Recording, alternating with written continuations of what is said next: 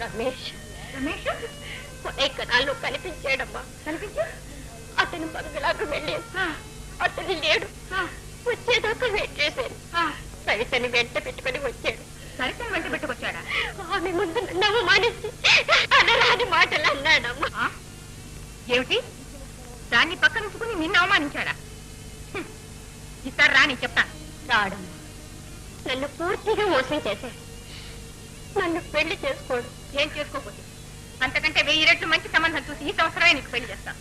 అది కాదమ్మా, మరొకరిని పెళ్లి చేసుకునే యోగ్యత నాకు లేదమ్మా. ఏమిటి అనేది? రమేష్ మాటలు నన్ను చెయ్యరాని అపరాధం చేశాను. మన కుటుంబానికేనమ్మా.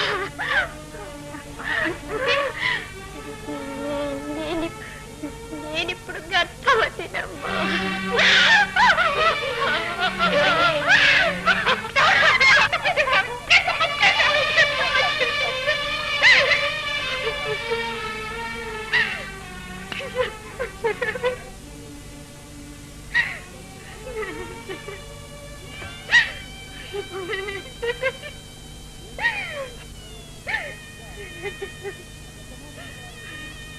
ఎంత పచ్చేసావే? నేను ఇంత గారాభంగా పెంచింది ఎందుకేనా? నలుగురిలో ఇక నా మొహం క్షమించమ్మా, క్షమించప్ప. నేనా నువ్వు చేసే అమ్మా, నువ్వు పెంచినట్టల్లా పెరిగే, నువ్వు చెప్పినట్టల్లా విన్నాను. నువ్వు ఏ దారిని పొమ్మంటే ఆ దారిని పోయాను. కాలి దారి గోతలో పడ్డాను. అమ్మా, నాకేం తెలియదమ్మా.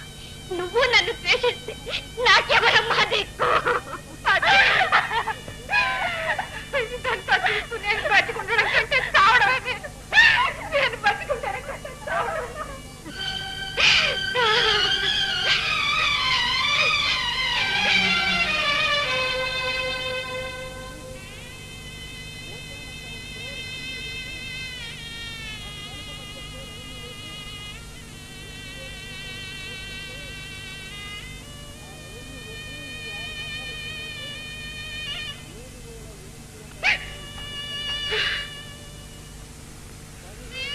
ఊరుకో పద్మ, నేనంతా విన్నాను.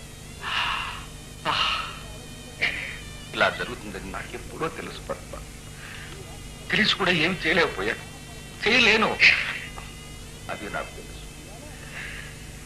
కొన్నాళ్ళుగా ఇంటి చుట్టూ కారు మేఘాలు కమ్ముకుంటున్నాయి. ఏనాడో ఉన్నాడో పెను తుపానుగా మారి ఈ ఇంటిని నేలమట్టం చేస్తాయని నాకు తెలుసు. తెలిసి కూడా ఏం చేయలేను పద్మ. అది నా శాపం, నా పాపానికి. కాదు, ఇది మీ పాపం కాదు. దీనికంతా కారణం నేనే. మెరిసేదంతా బంగారం అనుకున్నా. పిల్లవాడు కలిగినవాడు, చదువుకున్నవాడు. ఈ సంబంధం చేసుకుంటే పిల్ల సుఖపడుతుందని పడ్డా. చేతులారా పిల్లని గోతులో తోశాను. ఇదంతా నా పాపం. కాదు పద్మ, కాదు. ఇది నాది కూడా.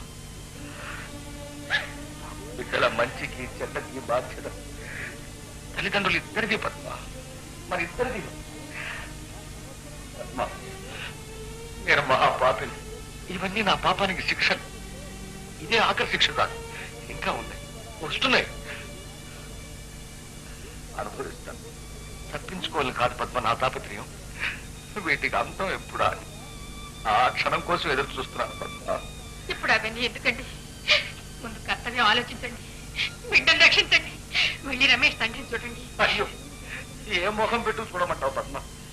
సాధారణంగా ఆడపిల్ల తండ్రి నా బిడ్డ చక్కనిది, చదువుకున్నది, గుణవతి, శీలవతిని ఎంతో గొప్పగా చెప్పుకుంటాడు. నేనేమని చెప్పుకున్నాను? మీరు ఏమైనా చెప్పండి, ఏమైనా చేయండి, నా బిడ్డను కాపాడండి. ఎలాగైనా నా